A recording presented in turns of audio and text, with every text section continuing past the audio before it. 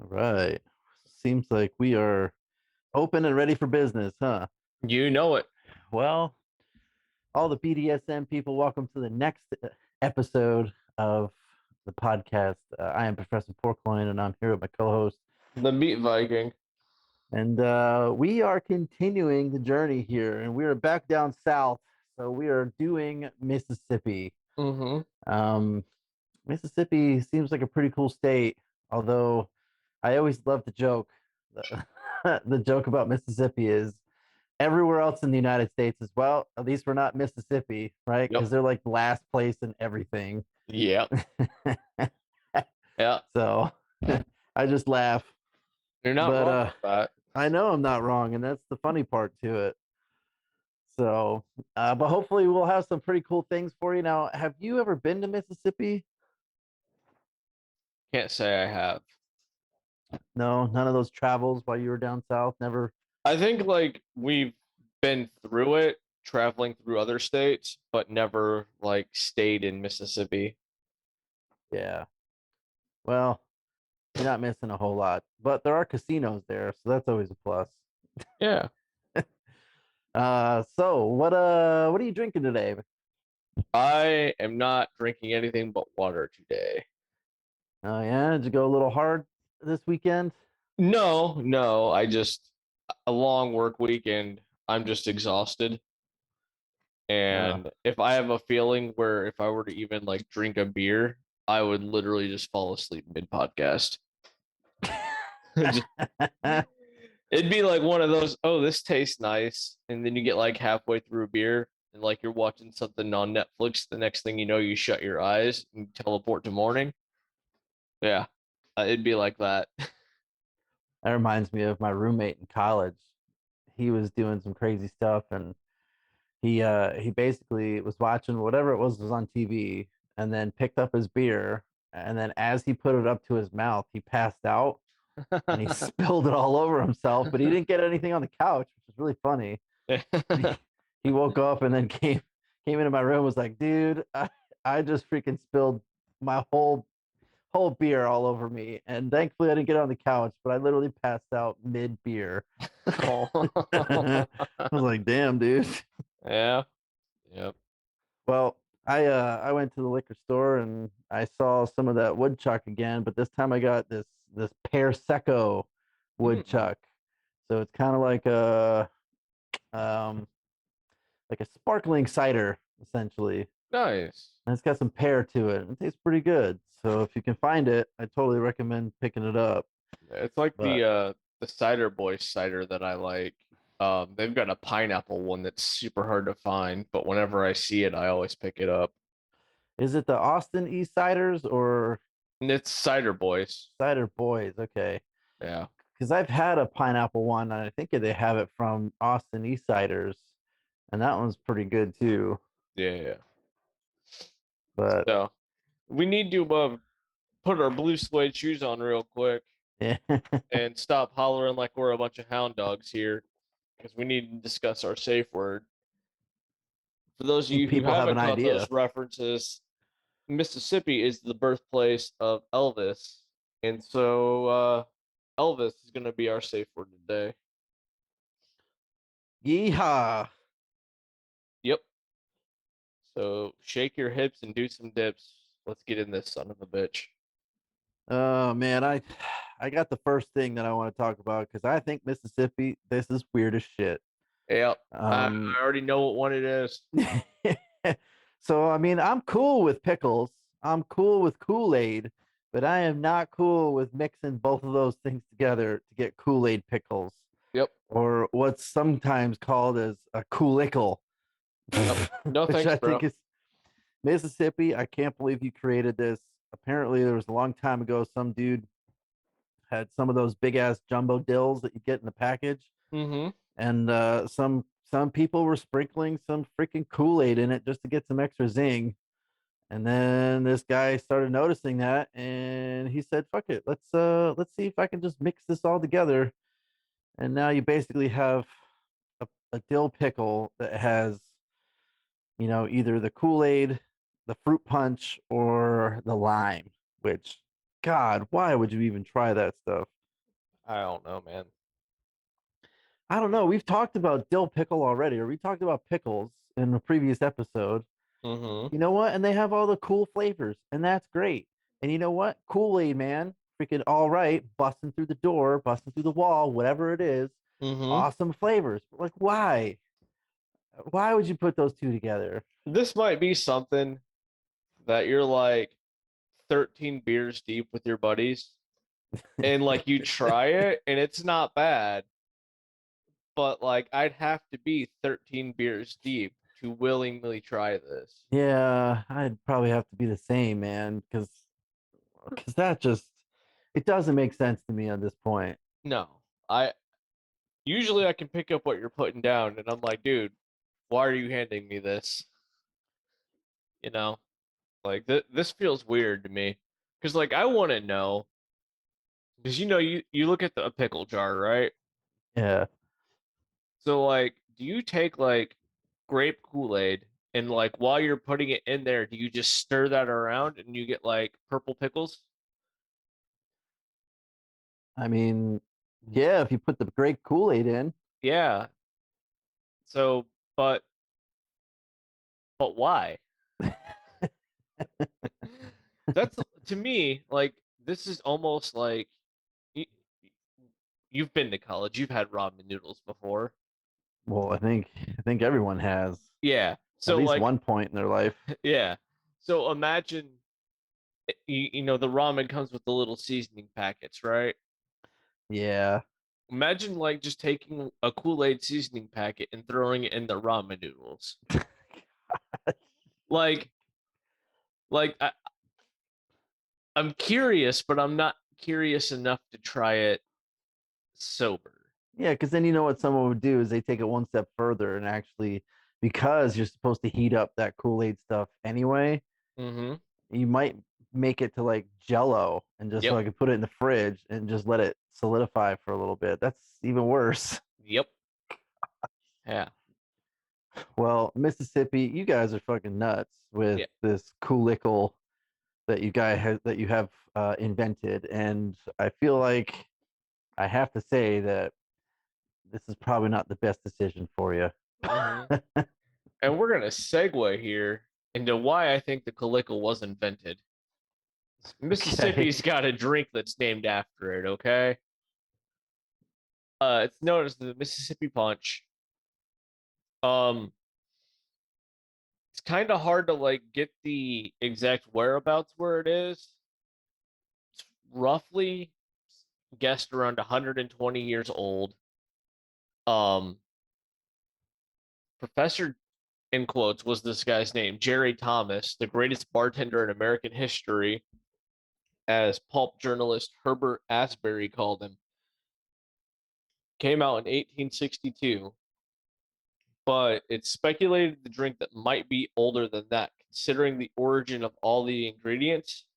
You've got French cognac, American bourbon, and Jamaican rum, and Mediterranean lemons and sugar. And because it's so rich in flavor, it's known as like Mississippi in a history glass or Mississippi history in a glass. Um, Now the one thing is it's a supremely slow sipper that somehow doesn't taste directly like fire water. So in this, you're gonna serve this in a Tom Collins glass, which we'll come back to the Tom Collins a little later. Okay. It's 2 ounces of cognac, 1 ounce of whiskey or bourbon, 1 ounce of rum, dark rum, half ounce of lemon juice, and 2 teaspoons of superfine sugar. All right. The reason why I was laughing, man, is Yeah, because if it's if you know what that saying is for the first one, right? no, I don't.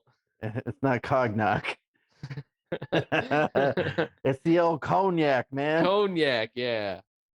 I forgot how to Cognac. pronounce cognac. Dude, like when you're reading, like they need to like have Google translation to where you can just click on it, hear it in your ear, and be like, okay, cool, that's how it's pronounced. That would save me so much editing time in a podcast for me just stumbling over words. So It's almost like you say cock knock, and I was thinking Yeah, of dude. Like, yeah, I Jay don't and know. Silent Bob. Whatever, Yeah. cock knocker. Uh. But continue. So don't no. You just shake this up in a cocktail strainer, and then strain it into a Collins glass, 2/3 full of cracked ice.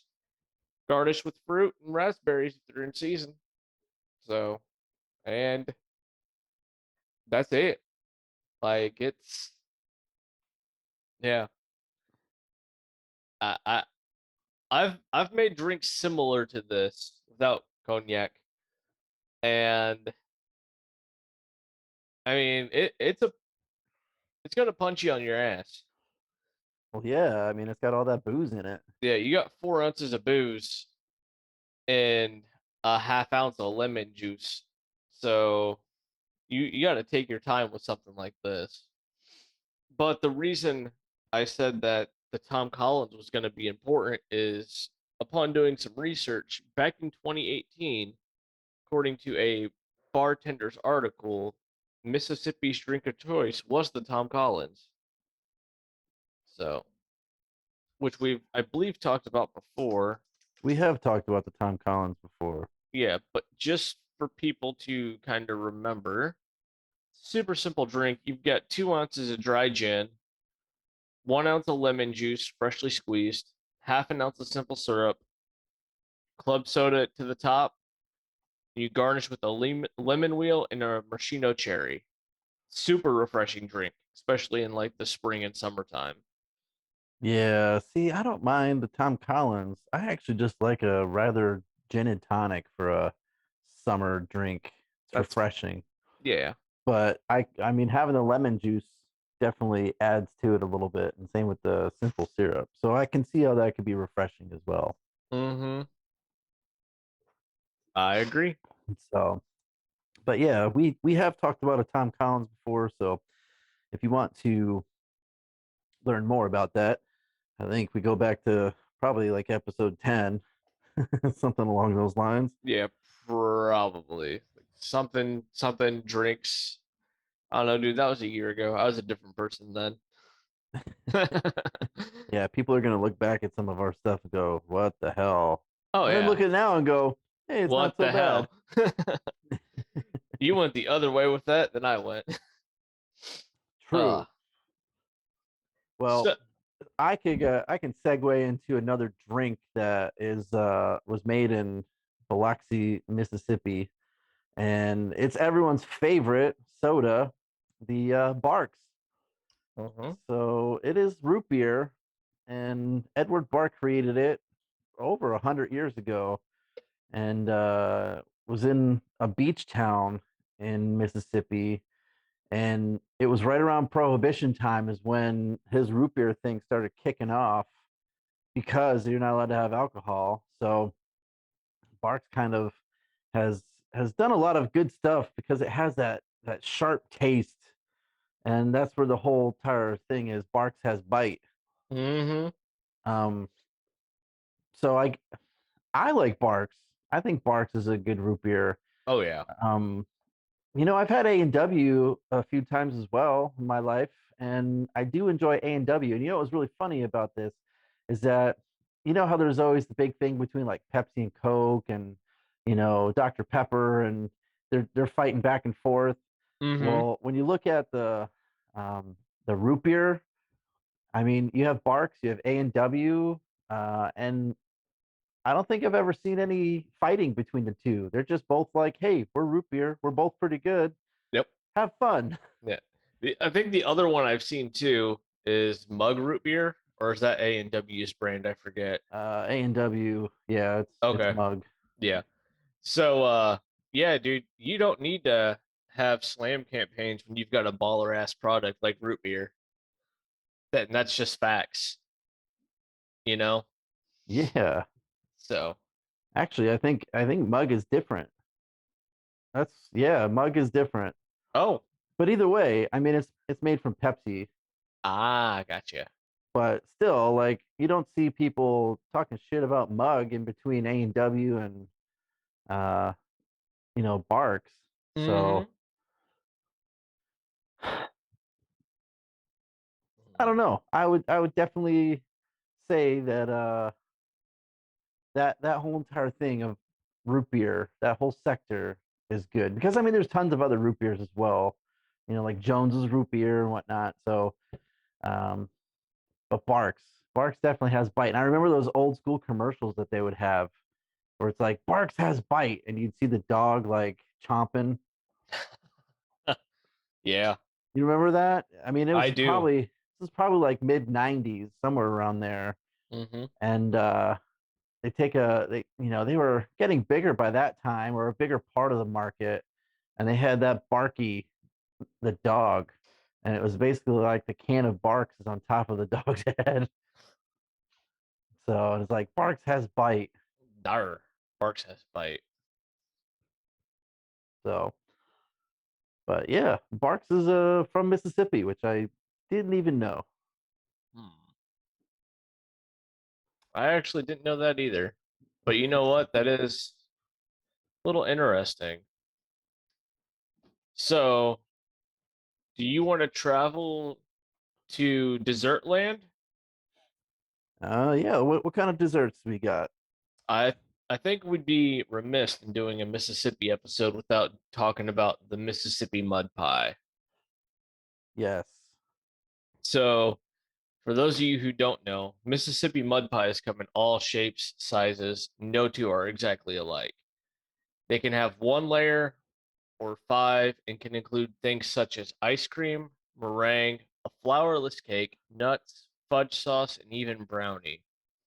The version that we're looking at today is inspired by the towering beauty made by Matt Lewis and Renato Plafato of Baked in Brooklyn, and written about their book Baked Explorations. It features a graham cracker base, a dense brownie, chocolate custard, and whipped cream. A little bit will go a long way here.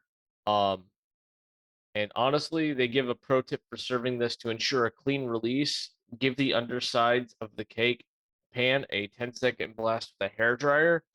So we're gonna pull up a screen share here because otherwise, like that thing's not gonna want to come out, you know? Yeah, that feels like that bottom is a little thick there. So we're gonna screen share what this looks like for everybody watching on the old YouTube, and like this looks good. Right here, you can see your brownie layer. Love me some brownies. You got some chocolate custard right here, some meringue, and you got this lovely graham cracker outer layer. So if you enjoy chocolate like I do, this is gonna be for you. Um, I would say this is a little bit more of an advanced recipe, and it's got too many ingredients for us to go through one by one here. But this came from the New York Times Cooking, and all I did is I've typed in Google Mississippi mud pie recipe. It was one of the first ones that popped up. And as you can see here, you're going to need quite a few ingredients. And it's going to take a little bit. But for those of you who make it, I have a feeling this is something that you would really enjoy. So, I so what's the reasoning behind the hair dryer and getting that out of the pie? Because I'm thinking, you know what, if you grease the pan enough, you shouldn't have to worry about any of that, right? So what does the hair dryer do? I'm thinking it is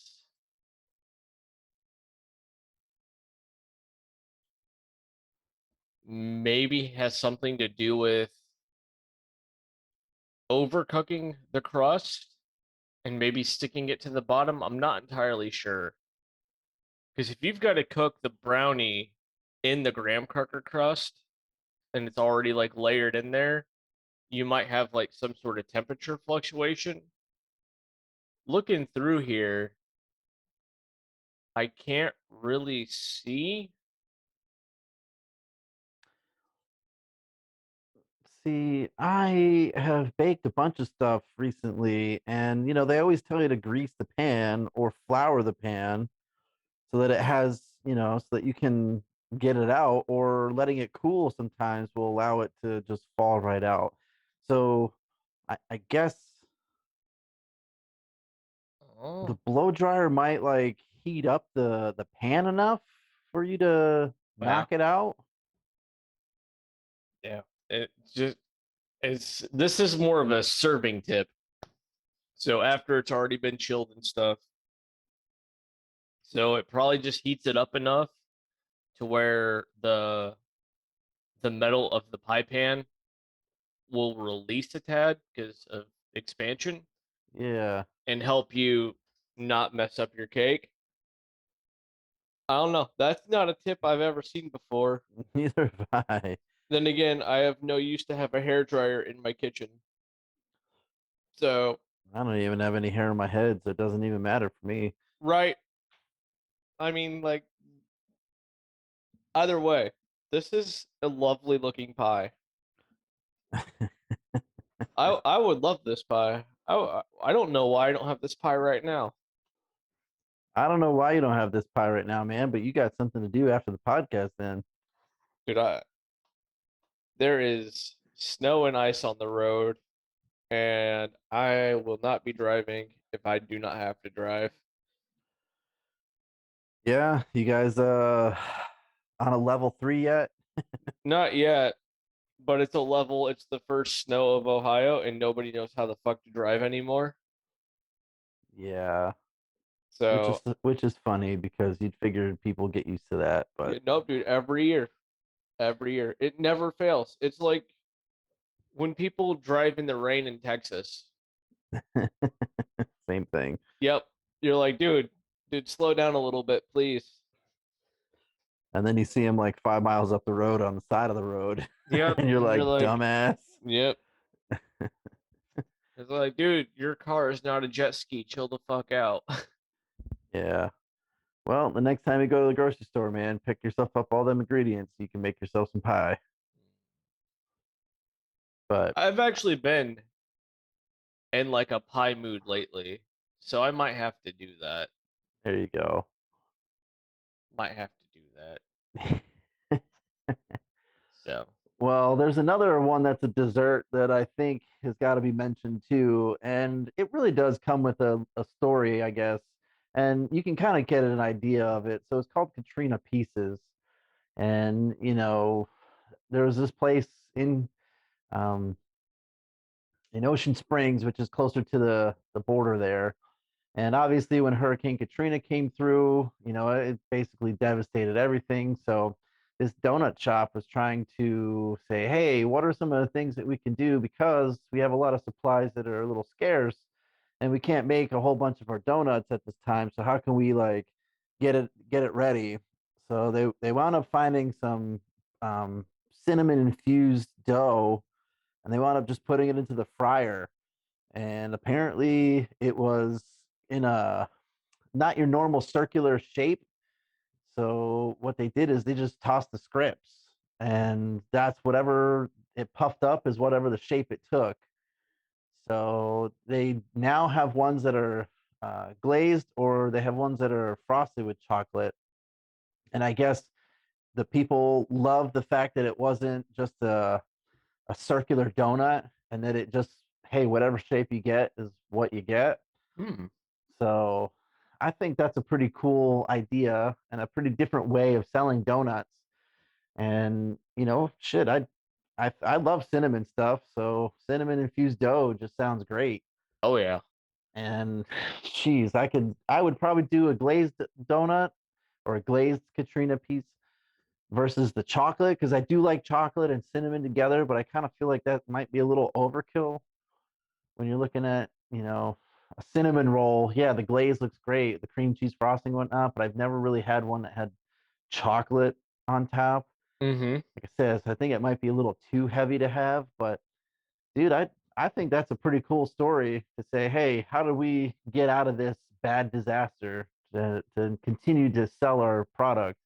And that the fact that the customers loved it, just said, yeah, let's keep on coming back for some of these Katrina pieces. Oh hell yeah. And and we're now what, 20 something years later from Katrina. What was that, 2002? Is that what it was? Somewhere around there, 2001. Bro, fuck me. Wow. I think it was 2002. Oof. So yeah, we're pretty much 20 years later, and these things are still popular as hell in Mississippi, at least in that town, Ocean Springs.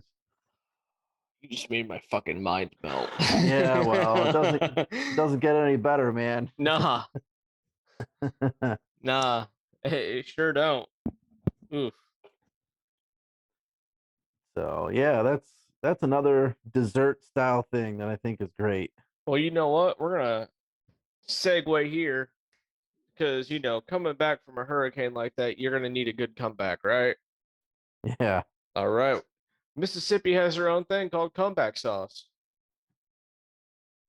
So, in case you don't know, it is known as creamy, savory, tangy, and sweet Southern style sauce and dip that originated in a Greek restaurant in Mississippi. Use it on French fries, chicken tenders, onion rings, shrimp, crab, fish tacos, etc., or a salad dressing. Similar to a Louisiana remoulade, remoulade. remoulade. I was right the first time. Yep. It's good on just about anything fried and is popular throughout the South. Keep it stored in the refrigerator, it'll last about a week. Now, to make this, you need 3/4 cup of mayonnaise, quarter cup of ketchup, quarter cup chili sauce, tablespoon of fresh lemon juice, teaspoon of Worcestershire sauce, half teaspoon of dry mustard powder, half teaspoon of onion powder, half teaspoon hot pepper sauce, quarter teaspoon of garlic powder, and a quarter teaspoon of paprika. Combine all that in together in a bowl, whisk until it's all there. Refrigerate for at least 2 hours to let the flavors meld. Uh, it's recommended though, like you can get away with 2 hours of refrigeration. Overnight is known as like it's even better. So yeah.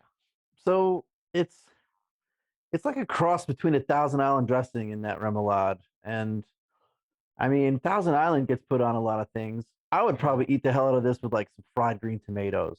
Oh yeah. I love myself some fried green tomatoes. Whenever I see it in a restaurant, I'm always like, done. I'm getting that as an appetizer. Let's go. Hmm. So I think this comeback sauce or this dressing is something that you're right. You can put that shit on just about anything. Hmm. Now, So I'm pretty sure I've had this sauce before, not knowing what it was, because I'm like 90% sure this was on a po' boy that I had, or some that's version similar to this. yeah, that doesn't surprise me. So, But what's really surprising though is the fact that it was in a Greek restaurant. oh yeah, I don't know. You know, like I'm just thinking of the materials because you're talking about how it's mayo, chili sauce, ketchup, Hmm. like, so a little bit of some Tabasco, some garlic, which a lot of the Greek restaurants don't use some of those materials. Like I don't see them using chili sauce or ketchup, you know. So the fact that it came from a Greek restaurant kind of makes it a little interesting that hey, we have this stuff called comeback sauce and Hmm. it's delicious. You can put that shit on just about everything and anything fried and you will enjoy it. So I think that's kind of cool and I almost feel like I might want to try to make this. Yeah, like, and especially because unlike the Mississippi mud pie we just talked about, this would be something that'd be super similar to make. Um, and honestly, because like if you've got kids in your house, kids love French fries, kids love chicken tenders and stuff like that. It might be fun to get them into cooking or making this sauce with you, and then they can kind of learn, and you guys can kind of add stuff together to it. And yeah, I think it'd be a good plan. I think so too. So comeback sauce. Mhm. Let's come back and eat some of that later. Hey, dude, nice. I couldn't have done that better myself. So, Well, I I found another thing that I think is very southern, and actually maybe even a little northern too, depending on where you're at. But the way that it's prepped is a little bit different. So they have this stuff called catfish Allison, and everybody knows catfish, right? You've probably had fried catfish before. Mm-hmm. you Now know, hold and on. Is Catfish Allison like Polk Salad Annie? what the hell is that? It's a song. No. Yeah, it's a song by Elvis Presley. Actually, it might be a cover, but yeah, it is actually a song. Okay. Yep. Well, then no, it's not. And you're not going to catfish and get to Allison and go, hey, you look different than your pictures. Mm-hmm. But essentially, this cook was trying to find a way to make catfish any other way than fried, right? Because I feel like down south, that's all you get. You get fried foods, and delicious as they are, sometimes you probably want to switch it up a little bit. And this guy decided to say, hey, let's take some of this catfish here that we have, and let's basically make it into like a cheesy baked casserole. So it almost looks like chicken parm, where you have the chicken and then they put the marinara sauce and then just bake the hell out of it with a whole bunch of cheese so it melts on top and makes it nice and crispy. So I feel like if that was on the menu, I'd have to give it a shot. Mm. So Catfish Allison, I agree. That one, I love catfish anyways. yes. Um, and so to catch the reference, because this is actually a real thing, um, we'll screen share here. This is what's known as poke salad or poke weed. Okay. As you can see, it looks like a turnip green. You Oh, gotta share there. I thought I did. Oh, I just didn't share all the way. So this is what that looks like. Yeah.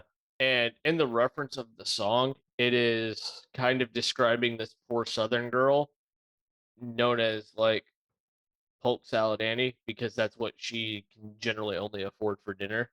Ah, okay. So it turns out it is a real thing. So a little bit interesting there. I like me some collard greens, so I might have to try this. Okay. Yeah.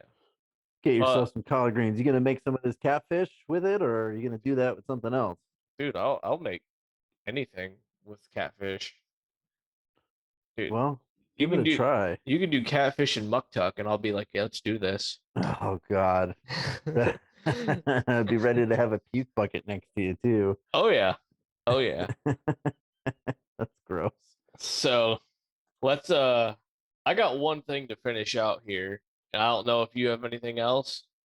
I mean, we could talk about a couple other things, but yeah, what do you got? The Mississippi Po' Boy.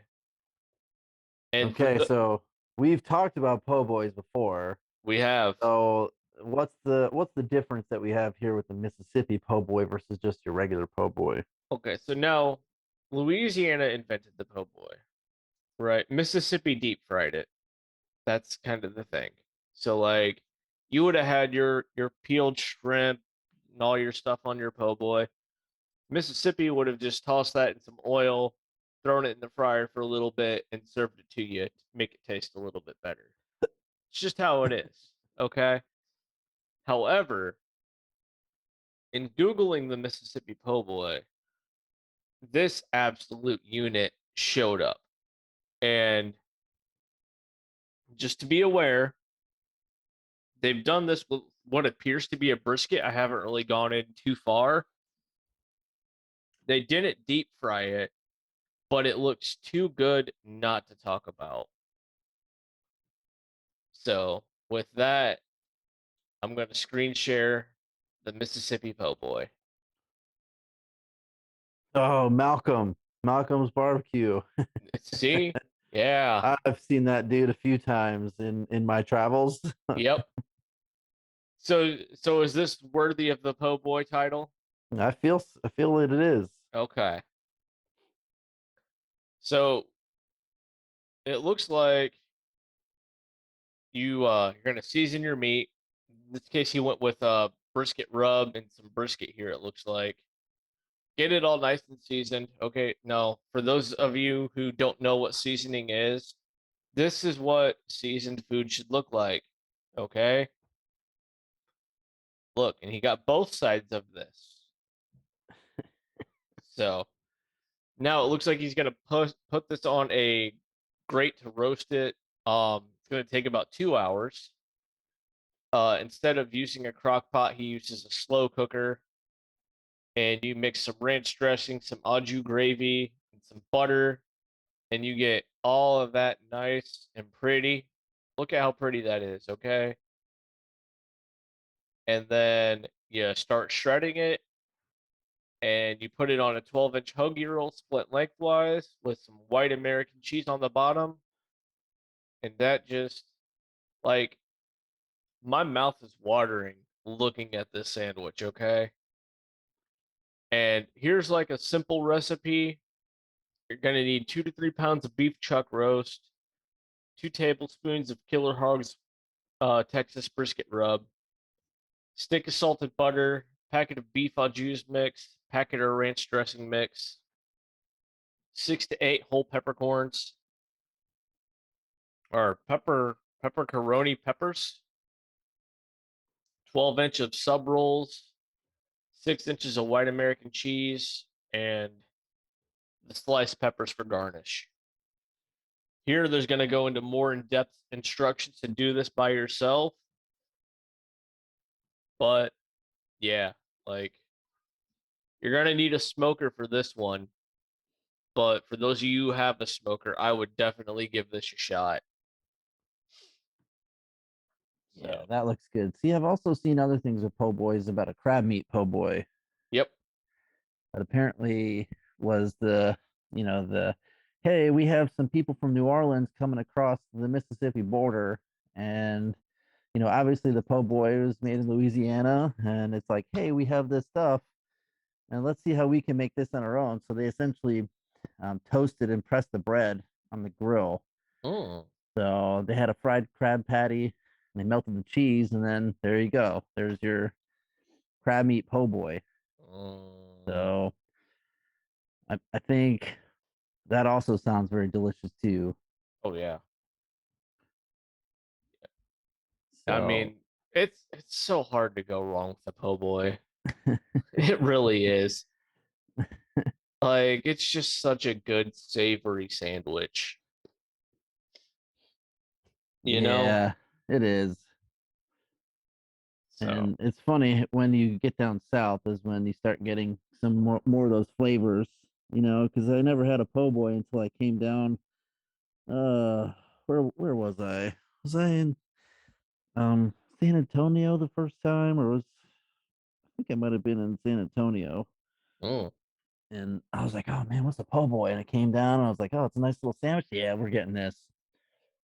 So can't find any of that stuff up north, or if you do, better hope it's from southern, someone who's from the south. yeah, I wish you were wrong, but you're definitely not. Yeah, but one thing I've realized with all these little states that we've gone through, and even the podcast, is that some places are better for the materials that they have, while others, kind of take some of the materials and there you go. Like, some states are known for things while others are not. I agree with that. I agree So with that wholeheartedly. yeah. So some of the other things I just wanted to mention really quickly that I feel like is similar to some things we've already talked about. Crawfish, just like Louisiana. You can go back. We were talking about crawfish back in that episode. I mean, Mississippians do the same thing. They have a lot of the same stuff because, I mean, they're very popular, especially within the Gulf. So, you know, crawfish is one of the things. I feel like fried chicken is another one. Um, Mississippi has their stuff, but I feel like Alabama, Louisiana, Georgia, like they also had a lot of fried chicken too. So you kind of have to mention some of that. Um, and I feel like they just have a lot of the same things like catfish and hush puppies. It's although Mississippi is with, a lot of cotton stuff, but catfish has always been a big thing. And I feel like it's still the same stuff within that, Louisiana, Mississippi Delta type deal. So there's a lot of Cajun seasonings that are very similar. And, um, it's just nice to mention some of those things about Mississippi, even though we've kind of talked about them in previous states. I feel that's fair, especially with doing some of the Midwestern states that we were just on. We ran Yeah. into a problem where it's like you all eat relatively the same thing, which makes sense, but you are correct in stating that the food in this area is so good, it's kind of wrong not to mention it. Yeah. But that's all I really got about that. I mean, I'm sure there's other foods that we missed, and maybe people listening in can actually let us know about some of the stuff going on with Mississippi that maybe we missed. Mm-hmm. So So, but until next time, I think we're going to wrap up this video. yeah, So, it's been fun, everybody. I hope you enjoyed this other episode of Booze, Desserts, Smoke and Meats. We're kind of running right along on this. Just need some help growing the channel on YouTube. The best way that can happen is people liking, commenting, subscribing, and sharing around. So if you like our stuff, if you don't like the stuff, like it, dislike it, leave a comment. Help us grow this channel out a little bit. And I have been the Meat Viking, along with my wonderful co-host, I'm at Professor Porkloin. and we'll see y'all in the next one.